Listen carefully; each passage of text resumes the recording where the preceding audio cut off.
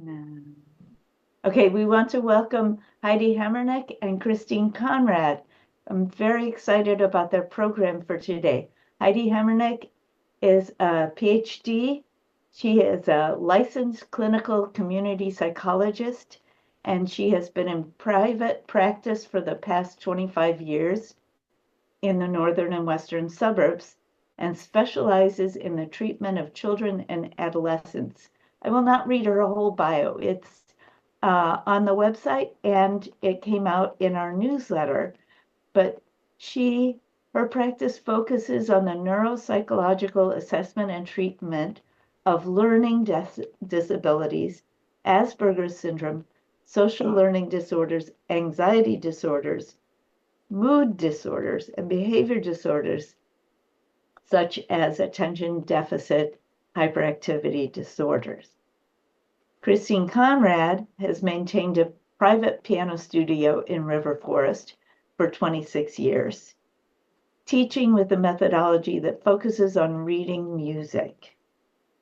Her master's thesis, Teaching Piano to Students with Dyslexia, argues that when intervention based on multisensory approach is used, students with dyslexia can learn to play the piano by reading music. Please welcome Heidi and Christine. Thank you. Thank you, Terry.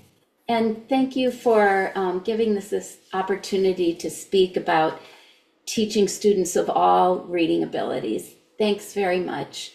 Heidi will begin today by describing dyslexia in terms of the reading process and the English language, and then how the reading process relates to reading music. And then I'll share some tips and intervention techniques that can be used to increase the rate of learning and the speed of reading music, not only for students with dyslexia, but for all students. Okay, Heidi's going to begin, and we just need to pull up our PowerPoint presentation on this computer. Wonder, how's that, guys? Look good? Looks very good. Fantastic. Okay. Usually I have this up in advance, but this is something that what it might be like for sometimes an individual with learning disabilities to read, okay, and what they have to go through. And as Chris said, I want to talk about what is the reading process for kids and how does that overlay onto the process of reading music, because it's very similar. And we have wonderful methods for teaching kids to learn how to read who have had difficulties in reading. And we are trying to now apply some of those that same methodology to reading music, okay? Okay, and I'm learning Chris's computer, okay.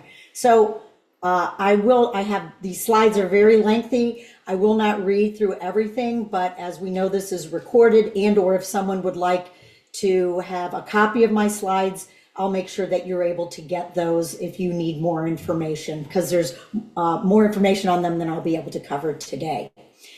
The one thing I want to say is by understanding the dyslexic process and learning these techniques, it's hoped that teachers will experience to increase the ease of teaching for all students.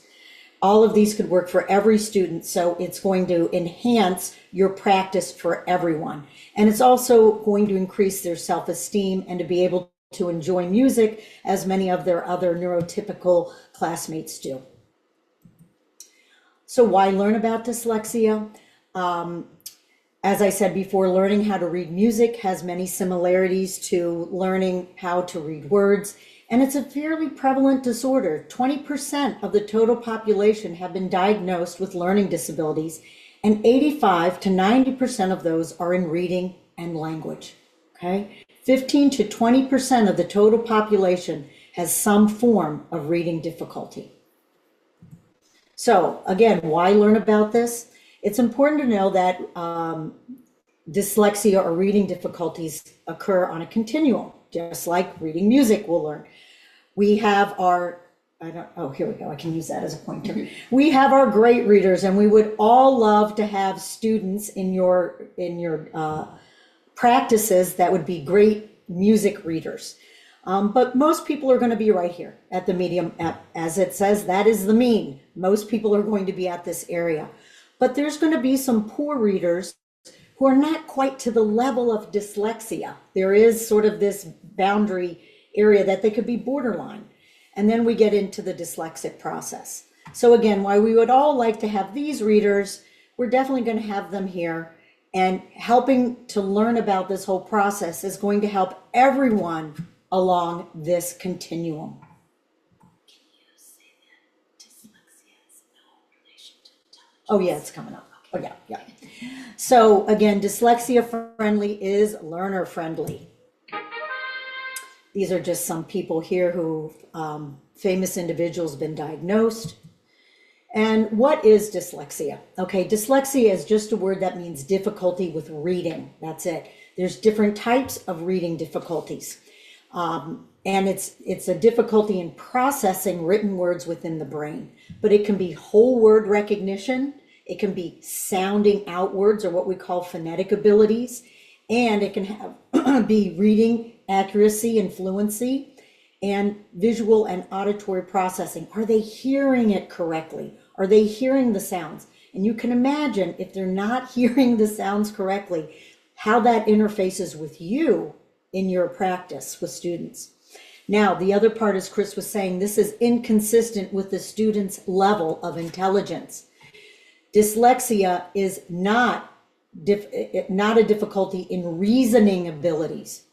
It's just difficulty in reading per se, not intelligence level. I have a number of students that I work with and who I've tested who are in superior to very superior level of intelligence, have gone to Ivy League schools, but have dyslexia, okay? We have to teach them a different way to get the information into the brain. It is a lifelong condition and something individuals always have to learn how to work with. And as I said, we'll see whole word reading issues, decoding issues, and speed of processing. Some just go at a much slower rate, which will show up in your practice, because you may do some of these things like, why aren't they learning this? I keep repeating it, but they're not getting it, okay? So what we tend to see some possible difficulties, and I'm going to go over some of the ones you're going to see. Timing skills, sequencing. How are they sequencing information when they're reading across different measures of music? Whoops, sorry. Poor rhythm, poor rhyming, not knowing left from right, okay? And you're going to see that these kids get tired easier because they have to use more energy in their brain in order to learn what all of this is. What dyslexia is not. It is not a lack of intelligence or motivation. It's not apathy or laziness. Okay, sometimes we may think, gosh, they're just not trying hard enough. Why aren't they getting this? I keep doing it, but that's not the issue. They may need to just learn in a different way. So let's go over the reading process. There's typically 3 stages, okay? First one, the global holistic, then we go to phonetic analysis, then to mature reading. These are the different brain structures. Again, I'm not going to go over all of these, but just so you know that these are the different brain structures. The back of the brain here, where a lot of visual piece, and this is where visual and auditory works together. This is word analysis, and this is where we articulate.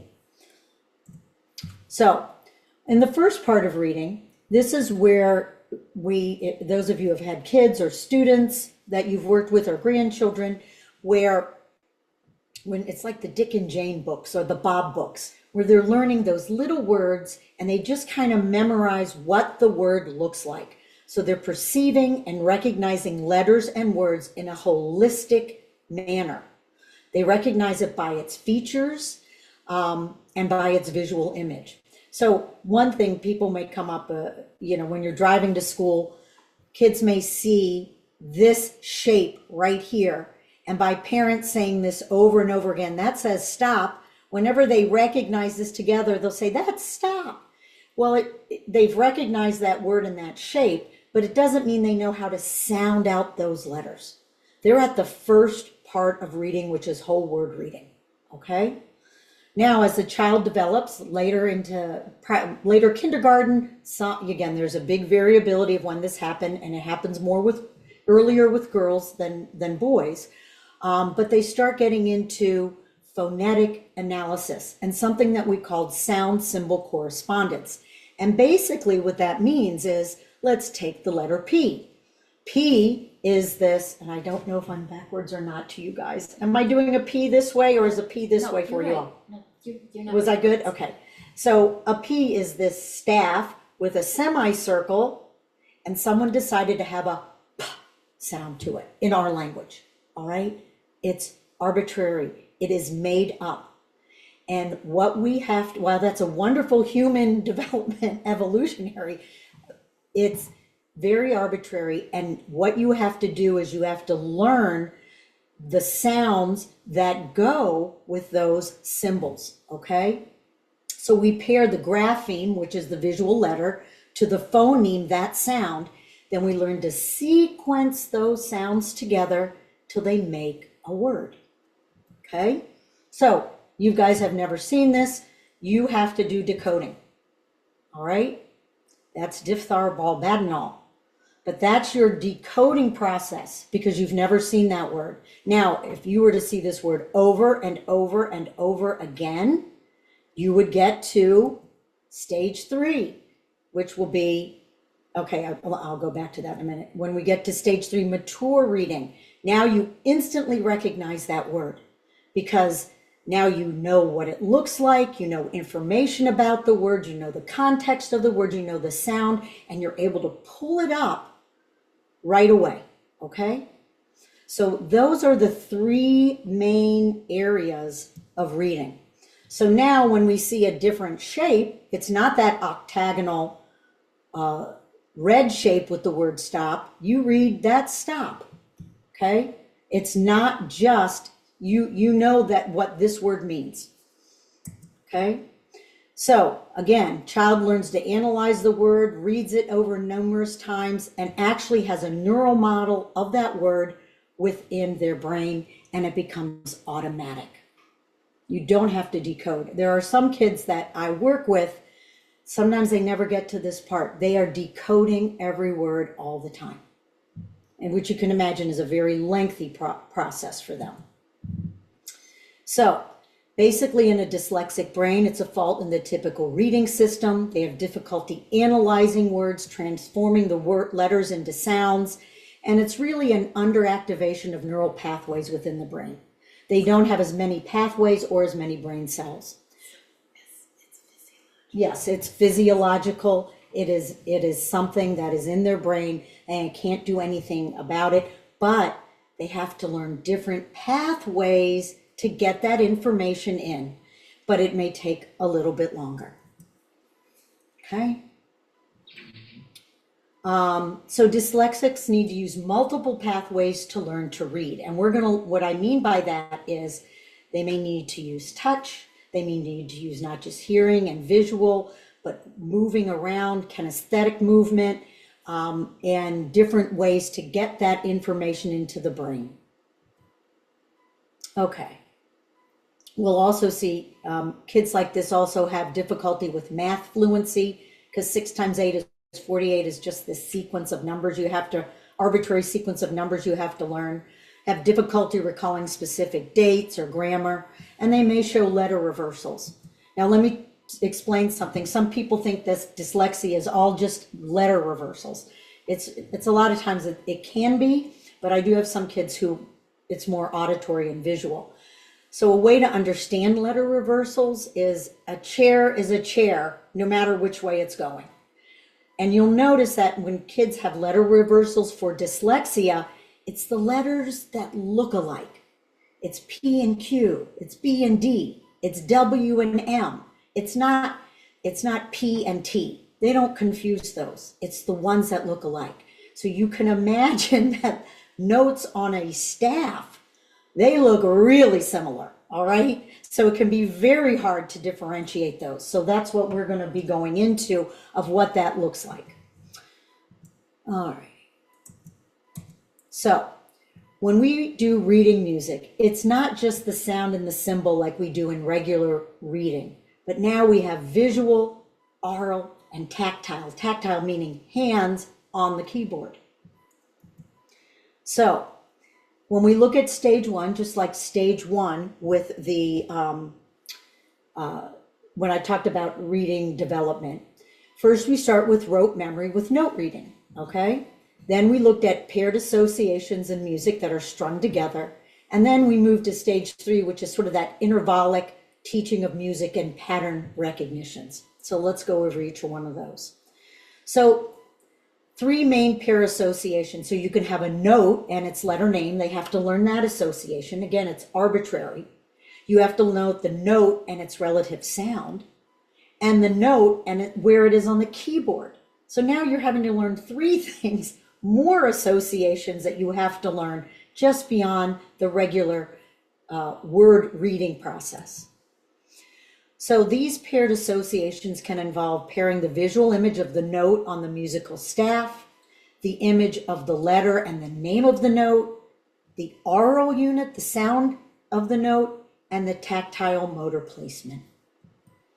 So then when we get to stage three, reading the patterns of intervals rather than just pointillistically knowing each note, obviously, like as you become more advanced readers, you don't read every single note when you're playing the piano. You look at intervallic reading and the patterns, like here. Obviously, you know what that is. I don't need to go over that, okay? But those are examples. So just like, and this is sort of how I'm pairing the reading process in one column with the reading music process. We have phonemes and graphemes equal words. You have the grapheme, which is sort of the picture of the note, its sound, and its placement on the keyboard for individual notes. When you add these or string these notes together, you get phrases, and phrases altogether will make this musical composition. So let's look at an example of a dyslexic.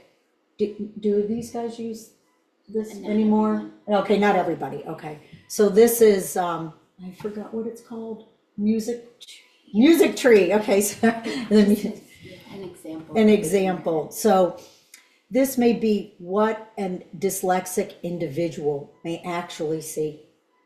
So you can see how confusing is where the notes are. They may see the stems going backwards. They may look at it intervallically, and they may start up here and then start reading down here. So we have to help them with their sequencing. Okay. So what are some warning signs? And I'm actually you may see that they forget vocabulary over and over. They may confuse one name with another name. You're teaching the vocabulary of music.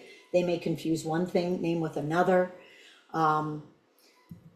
They may have difficulty with, again, like I said, rhythm, timing, sequencing, reading phrases, slowness in learning, memory difficulty. I'm not going to go over all of these, but continued experience in, I think going back here, they may lose their place. They may, and then they get so tired toward the end of the day. So we want to find a way that helps them learn these associations with one another and to make it fun, but it's going to take longer to do so, okay? But these things will work for each kid. Before I go on, should I ask for questions at this point? And Chris is now going to take it into how do we take this process and make it meaningful so you can teach your students how to read. But any questions on just the process of reading and understanding, at least the beginning understanding of dyslexia and how it applies to music? Okay, thank you, Heidi. Can everyone hear me? Yes? Mm-hmm. Okay, thank you, Terry. Good. So I I think because of the way we're set up, I'll just go through my presentation. If you have any really pressing questions, someone let me know and we can stop, but otherwise we'll try to save questions for the end. Okay, how do I click to the next? You're gonna just use Here this one or this one. You can do those, either one. Yep. Okay, so today we'll talk about teaching piano to dyslexic students, and in three main ideas. First of all, how do we know that multisensory teaching with intervention techniques and accommodations work? What is meaningful multisensory and systematic teaching? And what are some specific intervention techniques that you can start using today?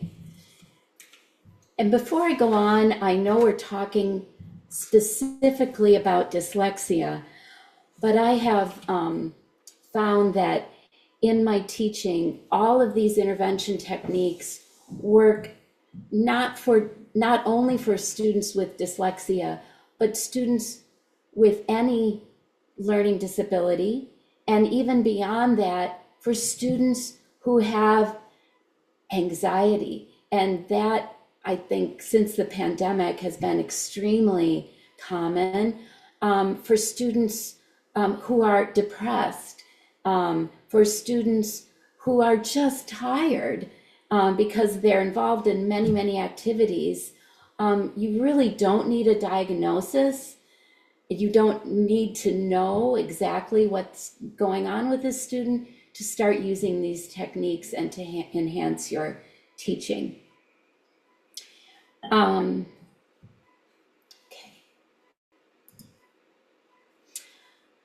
When I was choosing a topic for my thesis, I wanted to choose something that would help me be a better teacher.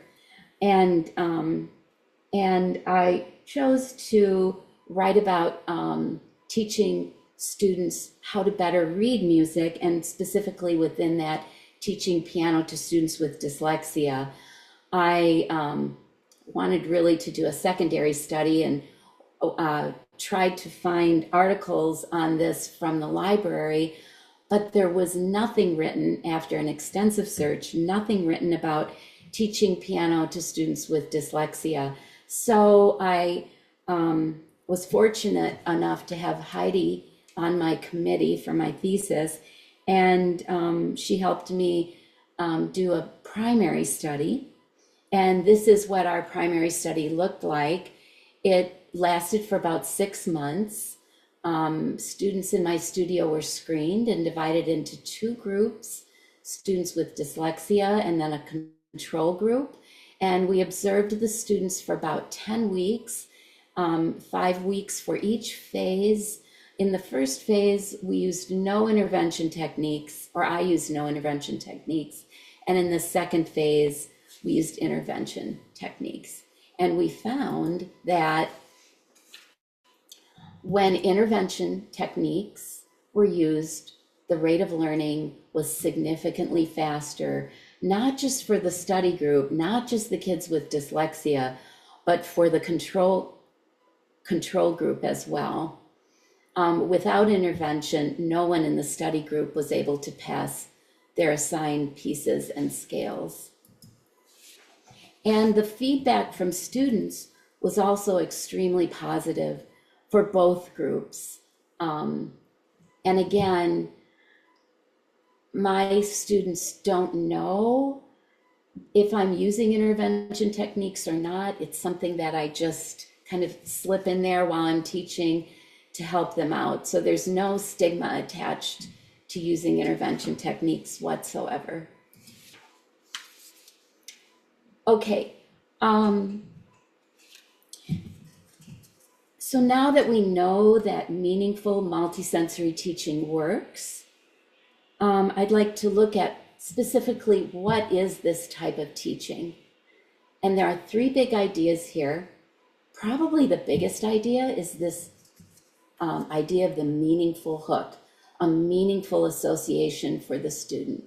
And then we'll also look briefly at the multisensory principle, and then what is structured and systematic teaching. So as maybe you can see over on the right side of your screen, a little video of me talking, and I'll show you this book that I used quite a bit while I was doing my research.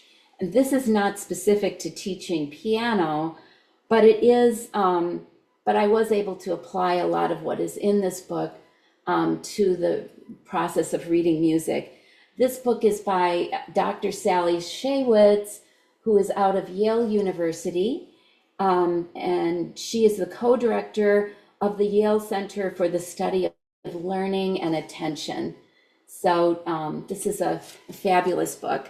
And Dr. Shaywitz says that teaching a dyslexic child to read is hard work. Gaining the child's attention requires constant effort on the part of the teacher, who must work diligently to involve the child. And reading is extremely hard work for a dyslexic student. That's part of why they're always really tired after a long day of school. A teacher's goal is to prevent him from drifting away and daydreaming. A teacher is constantly delivering the necessary knowledge while at the same time working hard to ensure that it is accompanied by a hook that she thinks will be meaningful to the child. So, the meaningful hook. Why do we use it? Well, many dyslexic students have problems with short-term memory. And again, remember that I mentioned that you can substitute in for the word dyslexia students with learning disabilities, students who are depressed, students who are anxious, students who are simply tired. Anyway, dyslexic students have problems with short-term memory and associating new material that you're going to present with something meaningful to the student. The association or the meaningful hook creates an image in that student's mind that makes it easier for the student to understand and remember the concept. Now, here's the really important thing. A student or the meaningful hook must be unique and specific to each student. It's not something that you as the teacher can tell them. The student has to make up their own association that is meaningful to them. If you tell them that the bottom space on the treble clef is a teacup, that's just more random information that they have to remember. It's something that they have to make up on their own. Now, do we just stop the share for this part? Sure. Yeah. Okay. And then so come back. Now you can use this idea of the meaningful hook, not just when teaching students to read music, but also in things like teaching them to play a scale in 4 octaves or in multiple octaves.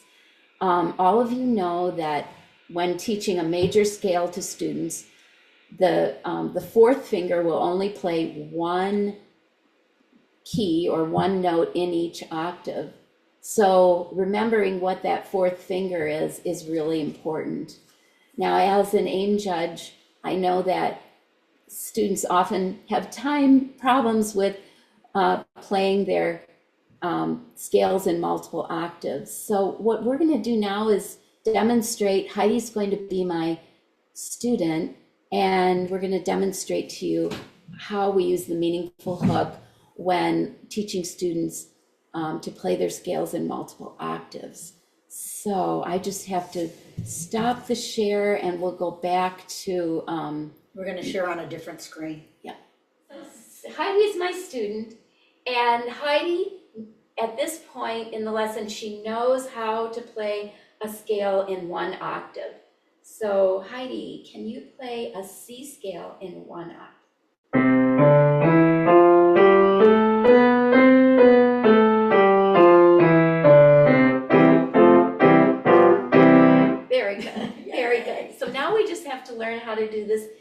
then multiple octaves. And to save time today, we're just going to do 2 octaves. Okay.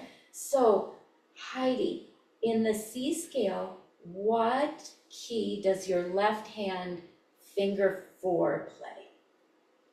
Oh, left hand. That's gonna happen. It is, wait, what key? F.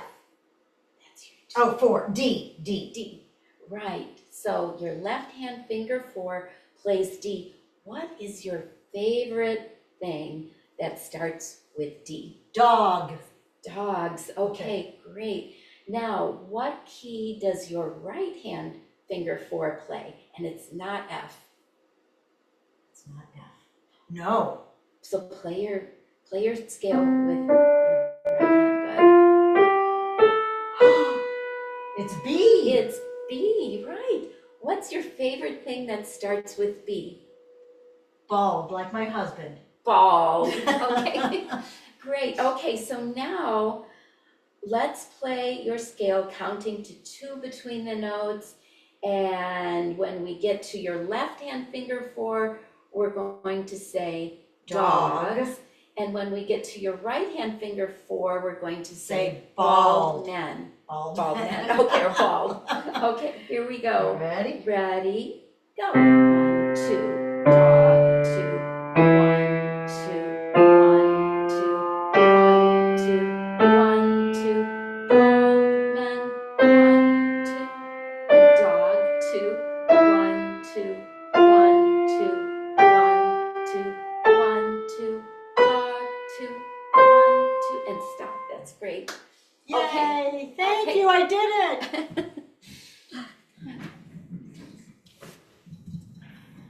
Okay, now how do I get back? Okay, so you're gonna go back to share. Share and And get to your screen you want. there we go. Perfect. Okay, so this works for all the major scales, and frankly, all of my students do this, and they have a lot of fun coming up with names for their for the key that their 4th fingers play. So there we have it. That's an example of a meaningful hook. Okay, besides using the meaningful hook, using multisensory teaching is also highly beneficial to the student. It helps to enhance their memory and learning. Using all of the senses, visual, auditory, of course, touch, feel.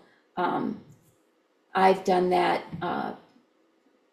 with very, very young students, kindergarten students, using like a large staff on the floor, getting down on their, and drawing notes on the staff, speech, not only just you speaking to the student, but asking the student lots of questions, having them repeat what you've said, and asking them to answer questions in their own words, and also movement. Recently, with movement, I had a really great student, but he was just out of sorts that day, and he could not, for whatever reason, understand in 4/4 time the rhythm that would be a triplet, triplet, quarter note, quarter note. We tried counting it, we tried tapping it. It just wasn't sinking in for this student, and this student has no learning issues at all. And then I thought, well, this student's name, I'm not going to use his name, but I'll use a random name. Let's say his name was Jonathan Murphy. So I said, hey, look at your name. It is exactly this rhythm.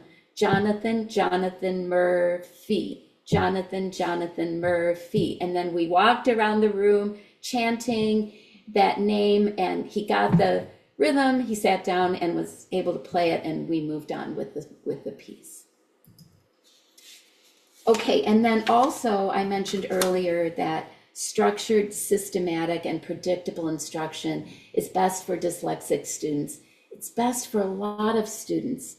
By the time a student, most pre-college students, get to you, come to their lesson, they're really tired. They've been in school all day. Many of them are involved in lots of activities. They've been at swim practice for 3 hours, and then maybe they came right from swim practice to their lesson with you and they haven't even eaten dinner yet. They're exhausted. And you might think, or I might think as the teacher, wow, like I'm really bored using the same order every time. I think if we mixed it up, it would be great. But students may be feeling tired and exhausted and very insecure about how they're going to perform in their lesson for you. But giving them structured instruction that's systematic and predictable offers them reassurance and helps them be more confident about how they'll perform in their lesson.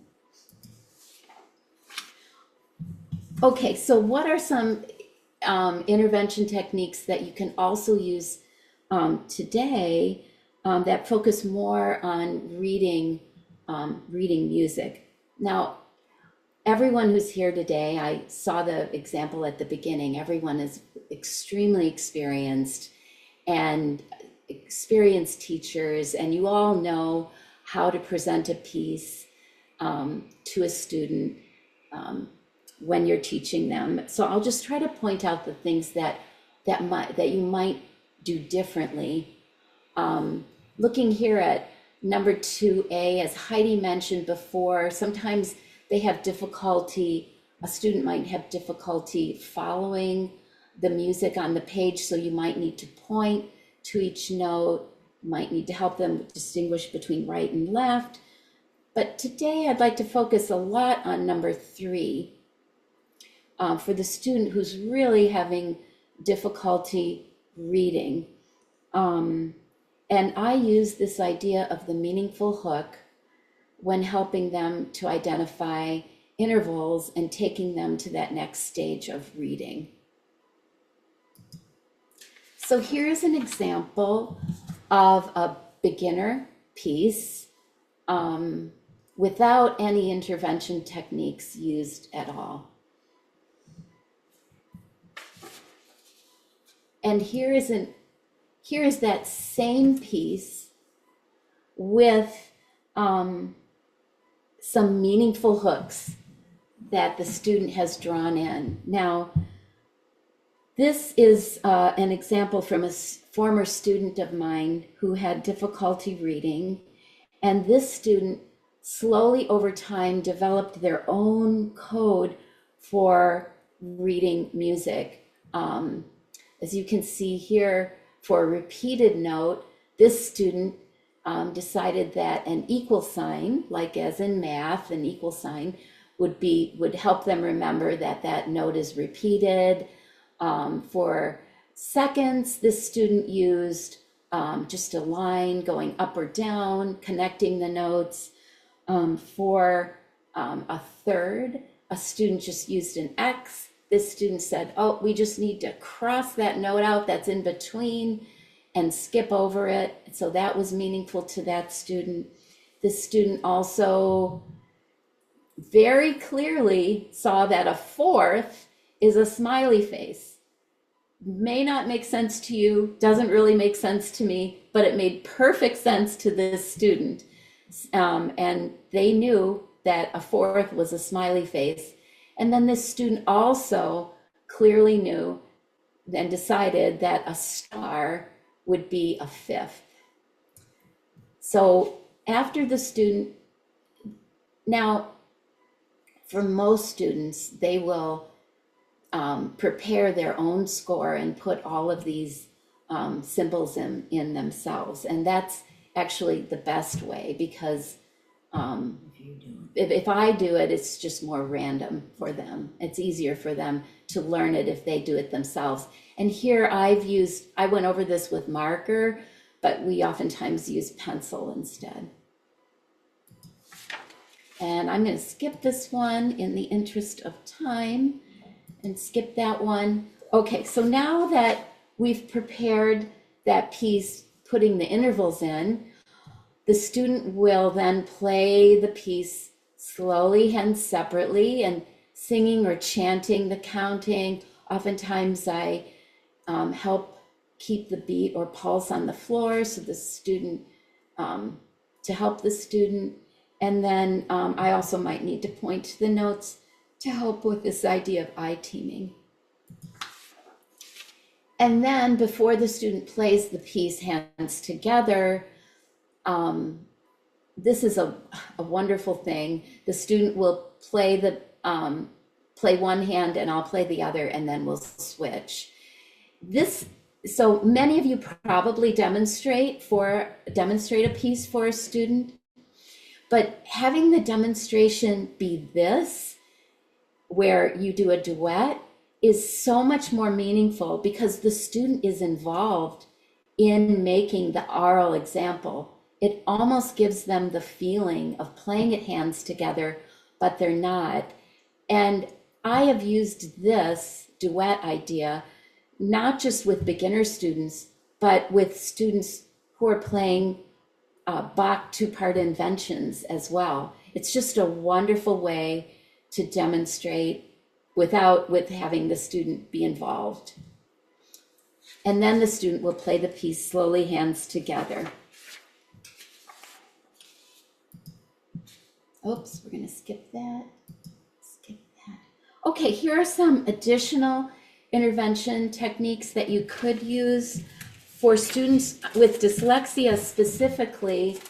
I don't know if you can see my little video on the right side of your screen, but there's something called overlays. This one is like a gold color. Sometimes it's difficult. The glare of the black ink on the white page is difficult for dyslexic students. So putting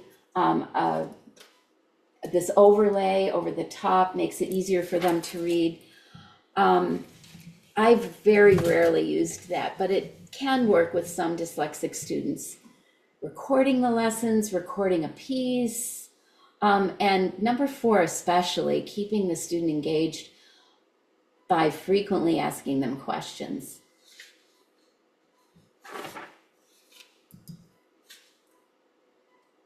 Oops. Okay, just a word about accommodations. I think years ago, accommodations were more controversial, but over time I found that organizations, like for example, our AIM exam at CAMTA, we've become more accepting of this idea of accommodations. Sally Shaywitz says, for a dyslexic reader, accommodations represent the bridge that connects him to his strengths and in the process allows him to reach his potential. By themselves, accommodations do not produce success, but they are the catalysts for success. Accommodations just level the playing field for that student and make it possible for him or her to do what normal learners do. Some examples of accommodations. Well, the most important example is extra time. And Sally Shaywitz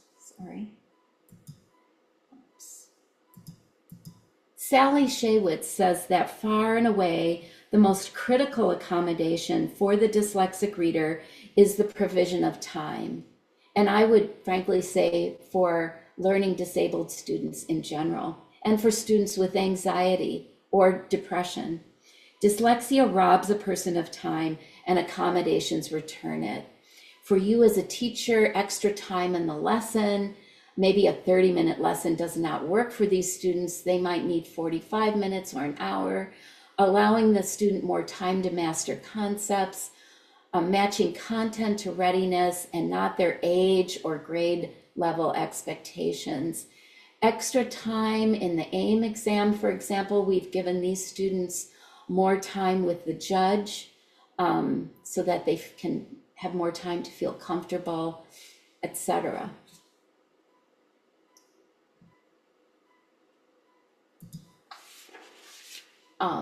More accommodations might include rewarding effort, and we've done that in my studio, not just rewarding the performance, but rewarding effort. And again, making your teaching more systematic and structured. And another accommodation might be enhancing your teaching philosophy, being patient, understanding, and empathetic of these students who very often are highly intelligent and have very high reasoning abilities. And planning to teach everything and don't assume anything. Learning disabled students might be reluctant to speak up and ask for help, but you can take away that embarrassment by just teaching them the same material once again, and the student might say, oh, Mrs. So-and-so, we went over that last week, don't you remember? And they'll feel very proud that they remember the concept. And I'd like to close with this quote by Beth Bauer. Many of you may know her. I believe she's taught in Wheaton, and I'm not sure where she's teaching now. But Beth says that in piano pedagogy and performance, we are trained to focus on attention to detail, the final polished piece, the recital program, the repertoire list, and meeting the demands of practicing and performing.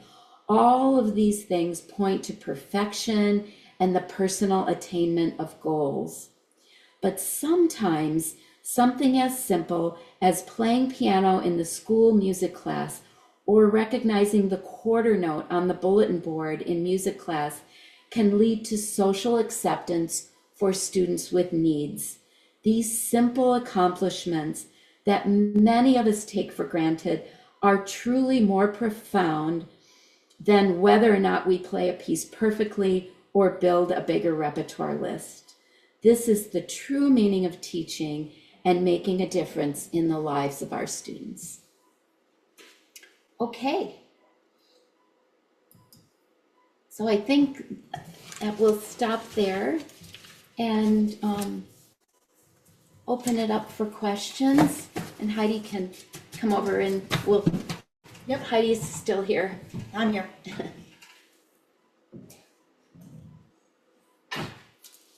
Yeah, thank you so much. This was really interesting. I have a question. So what are your thoughts? I have heard that students with dyslexia get very easily distracted. And one teacher told me that she's trying to cover up all the other systems and just focus on that one, that they are not getting distracted. What are your thoughts on this? I know, like in reading and stuff, and you can talk about I have used Post-it notes to cover up certain sections if it's too much, and so I just do one section at a time.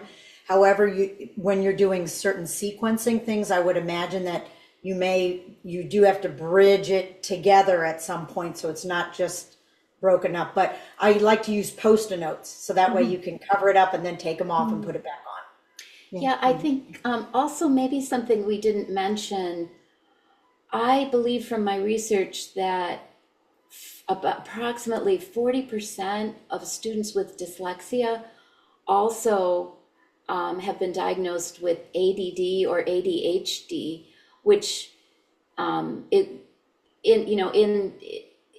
adds to the problem, because with dyslexia they might have problems with eye teaming, but then if they also have attention problems, they just have trouble focusing on what's on the page. But covering up what they're not looking at or what they're not supposed to be playing is important. Sometimes there are too many illustrations in method books, too many illustrations like little cartoons and things on the page that the publisher might think, oh, wow, this is going to make the student feel like they're having fun when they're playing this piece, when in fact for one of a dyslexic student, it just might make it more confusing for them and difficult for them to. Sometimes I've photocopied the page and covered up, what we don't need to look at, and then just have the one line or whatever we're looking at. And sometimes it also can help if there is one section that's particularly hard, if you blow up or have them increase the size of that so they can see it. Mm. Yeah, that's great.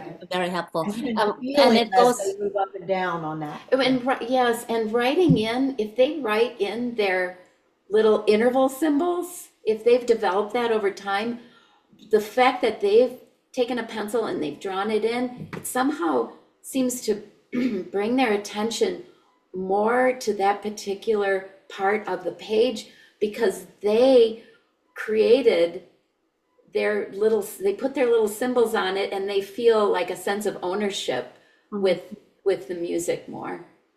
yeah, that's very helpful. Thank you. Actually, my second question goes already into what you answered, Christine, with I have a student where I assume there's some dyslexia going on too. So once in a while, she gets it perfectly, the reading, it's just slow.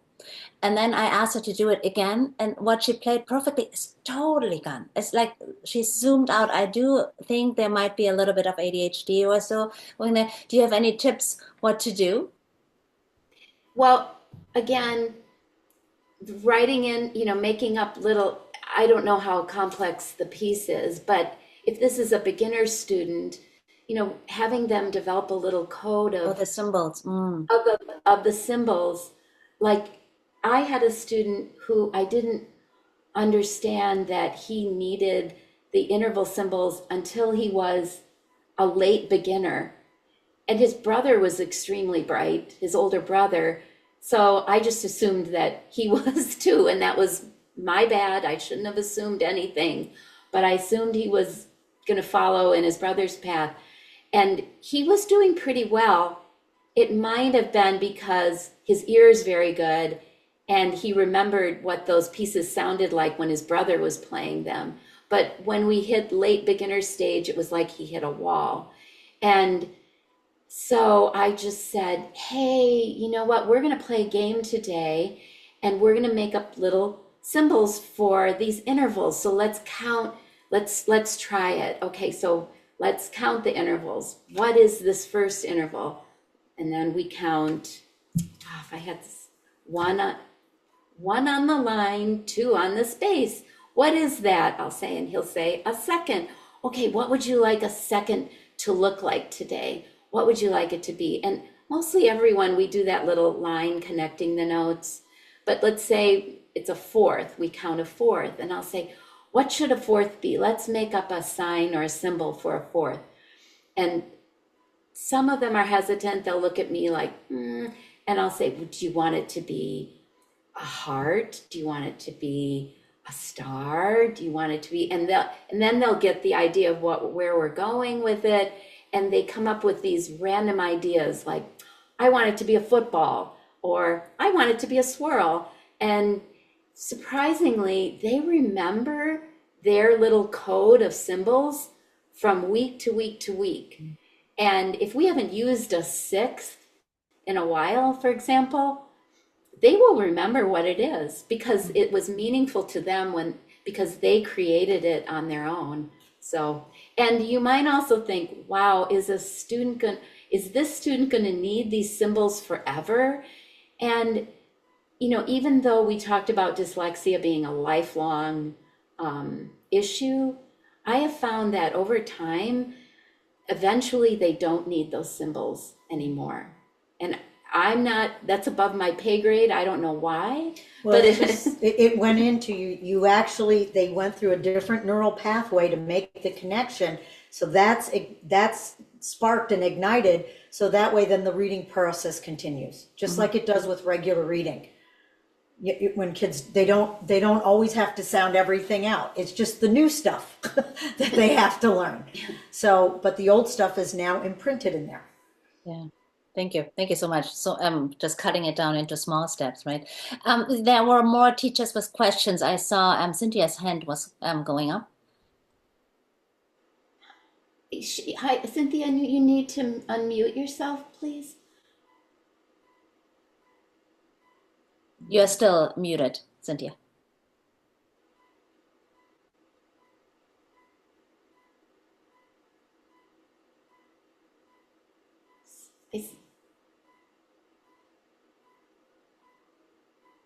Oh, I'm unmuted. Okay, very quickly. Okay, so I have a student who is auditory gifted. Okay, he can sing, he can play, and his right hand reading is great. Okay, but his left hand is not. And I figured it out that with the right hand, when you go 1, 2, 3, 4, 5, you're going up, and with the left hand, 1, 2, 3, 4, you're going down. And so for him to read like an ascending bass line is almost impossible, and it's very frustrating to him. And any tips? Yes. Give me 1 second. She's going into her bag of tricks. It's because I don't have a view of the keyboard for you. I'm going to use this. Okay, so I'll have a student put their hand on the keyboard. I'm in a C position now. We'll play this game. Let's start on your thumb, and now play up a third, and they'll play that. Now play down a second. Now play up a third, and then they'll play their fourth finger, etc. And then we do that with both hands. Then they put their left hand in a C position, and then they do that, and we'll do that. And then I have parents sit in the lesson, so the parent will watch us doing this, and then they'll practice that at home. The parent will, say, put your hand. Okay, so in other words, you're doing this without sound. Yeah. That's the trick. No, I do it on the piano, but I'm doing this for you on here so that you can see it. Now, if You could do that though, if they're getting confused with the sound and they just need to feel it, you can break it down. Like, because what we do in teaching, if there's too many things going on, too many associations, break it down into something smaller. So that could be an intervention you could use, but Right, because he can play in the left hand, he can play C, D, E, F, G easily. And if he wasn't even looking at my playing it, he could do it by ear. But to read it on the music is almost impossible. Oh, to read it on the music, then use those interval symbols. Yeah. Okay. Honestly, they really work, and they have so much fun. It takes kind of a long time in the lesson, but they have so much fun making up those symbols and writing them in themselves, like writing on their music. I would try that. Okay, thanks. And if it doesn't work, let me know, and we can talk about it.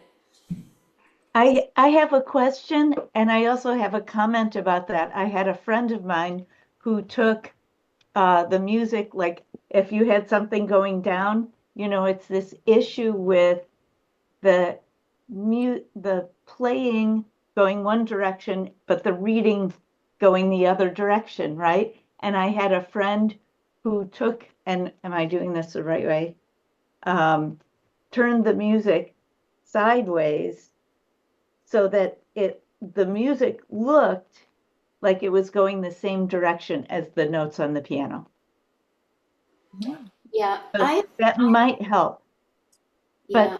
But my question is, I had a student, and unfortunately she moved before I could do anything with her, but the mother and I found out after she was doing really well with piano, a couple years in, we found out that when she looked at music, sometimes the notes would kind of float around. Yeah. And so, when I showed her something like, which note is higher, and here are two notes, and she couldn't figure it out because apparently they were kind of moving around. And does the interval, marking the intervals like that, does that help with that kind of thing? It really helps my students. Yeah.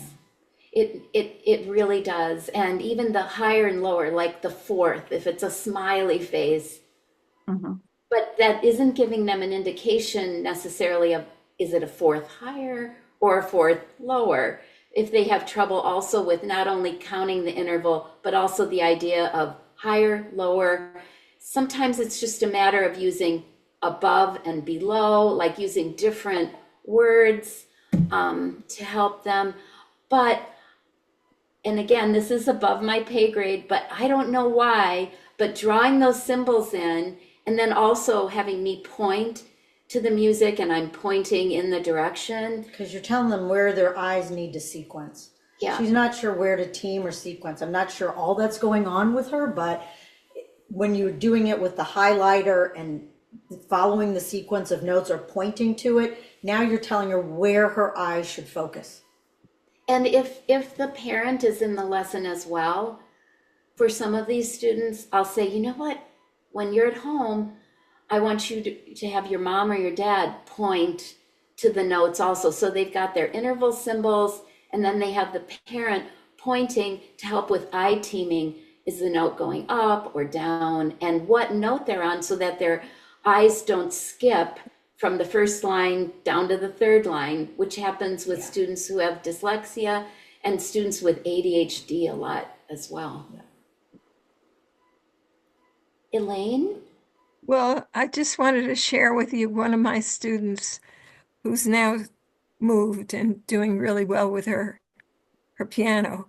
When she started out, her mother sat at the piano and she put her hands over her mother's hands. And every time the mother did a finger, her finger would move. I couldn't believe it. They came back to the first lesson and she did that for like 2 years with her daughter. And she was playing broken record boogie and all kinds of stuff really well. And now the mother just sits there for the lesson. They come and visit me sometimes because she moved too far to take lessons with me, but she's studying with someone who's very good at this. And she loves music. I mean, she's not going to be a musician, but it's really done so much for her. But her mother really put in the time. Every day, they never missed a day. And feeling her hand, her mom's hand like that, is like amazing. Yeah, that's great. I've done that before too with a lot of normal learners who I found now as preschoolers, they weren't necessarily playing with manipulatives as much as in past generations, because they're on their iPads and they're, instead of playing with Legos and coloring and things like that, they're just on their iPad and they're just pushing. So they don't have a lot of coordination in their hands. So oftentimes I have to have them put their hand on top of mine just to do something as simple as feeling what it feels like to play smooth or legato, because they just don't have the same coordination. And that really has nothing to do with being learning disabled, but I've used that sort of idea before. Great. That's great. I can agree with that. Wow.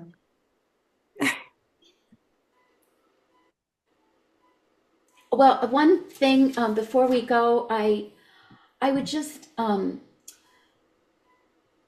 like to say that as a teacher, you don't need to hear from the parent that there is a diagnosis. I feel like it's really not my place to say, hey, I think your child might be dyslexic. That's something for the parent and the child and their school teacher, I think, to figure out. But if you're just using all of the techniques you were taught in graduate school, in your pedagogy classes, you're using all that and nothing is working, you can try these intervention techniques without saying anything. And I do that all the time, and it really, really works. Thank you. Okay. Thank you so much, Christine and Heidi. This has been so interesting, and I think we're all going to take away ideas to help our students, and we really appreciate your suggestions and your expertise in this. Thank you. Absolutely. Thanks for listening. Thank you. Thanks for coming, everybody.